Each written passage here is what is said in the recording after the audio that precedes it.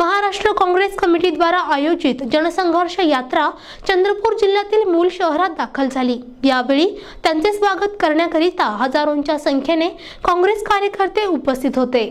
काँग्रेसची जनसंघर्ष यात्रा 5व्या टप्प्यात विदर्भाच्या दौऱ्यावर आहे। चंद्रपूर जिल्ह्यातील मूल शहरामध्ये ही जनसंघर्ष यात्रा पोहोचली। यावेळी तालुक्यातील ज्येष्ठ नेता आणि जिल्हा परिषदेचे माजी अध्यक्ष संतोष सिंह रावत यांनी या यात्रेचे स्वागत केलं।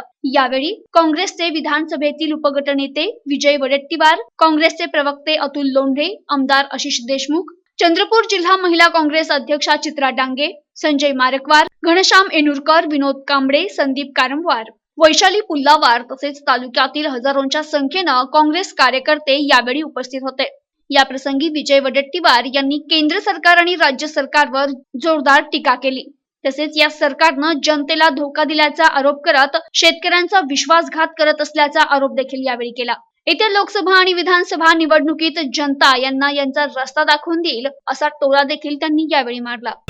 शेतकऱ्यांचा जो उद्रेक आहे, शेतकऱ्यांच्या भावना आहे, या भावनाच तर आम्ही समजून घेण्यासाठी फिरतो आहोत।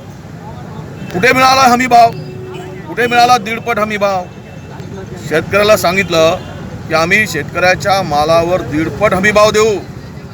ही फसवेगिरी कोणी केली, जुमलेगिरी कोणी केली? या जिल्ह्याच्या पालकमंत्र्यांनी सांगितलं 6 महिन्यात वेगळा विदर्भ करू। कुठे गेला यांचा वेगळा विदर्भ? कुठे गेला संजय गांधी निराधार योजनेमध्ये वाढ? कुठे गेलेत अंगणवाडी सेविकांच्या पगार वाढ? काय झालंय? केवळ 4 रस्ते बांधले म्हणजे विकास काय?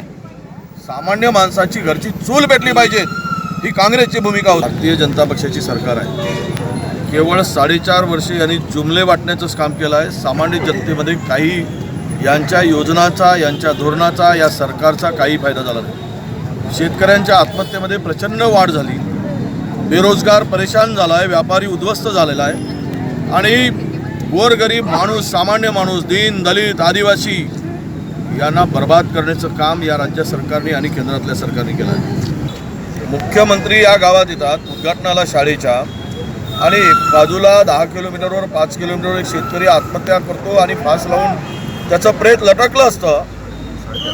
4 तास ते प्रेत लटकून होतं, पोलीस तिथे पोहोचू शकले नाही, मुख्यमंत्र्याच्या बंदोबस्तात होते।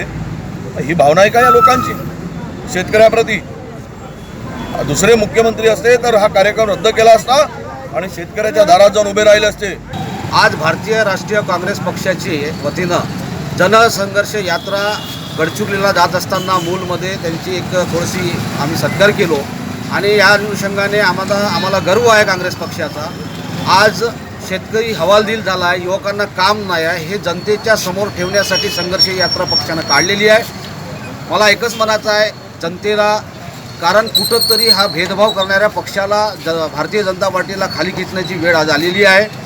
शेतकऱ्यांच्या माध्यमातून ज्या सीड्स कंपनी आहे, आजची परिस्थिती अशी आहे, मोठ्या प्रमाणामध्ये धानाची आवक, आमचा बाजारपेठ हा धानाचा आहे, तांदळाचा आहे आणि त्या माध्यमातून 60 ते 65 हजार पोते कृषी उत्पन्न बाजार समितीमध्ये शेतकऱ्यांचे आणलेले आहे, परंतु कोणताही व्यापारी घेण्यास तयार नाही। भेसळ आहे, मोड आहे, अशा पद्धतीनं बोलून शेतकऱ्यांची विटंबना चालू केलेली आहे। परंतु शासनाचा याकडे पूर्णत्व दुर्लक्ष झालेलं आहे, कारण सीड्स कंपन्याला परवानगी शासनच देते आणि सीड्स कंपन्याकडून बियाणे घेतलेले शेतकरी पूर्ण भेसळ माल आलेला आहे आणि त्या उद्देशानं शेतकऱ्यांचा माल व्यापारी घेत नाही आणि व्यापाऱ्यांना सुद्धा जेव्हा घरोघरी जाऊन घेण्याचा मुभा दिलेली आहे, व्यापाऱ्यांच्या बाजूनं कायदे काढलेले आहेत, त्यामुळे शेतकऱ्यांची विटंबना होत आहे। आज धानाची परिस्थिती अशी आहे, 1700 ने 1600 रुपये श्रीराम सरकार तांदूळ धान मागत आहे। प्रतिनिधी सतीश अकुलवार, NTV न्यूज मराठी, मूल, चंद्रपूर।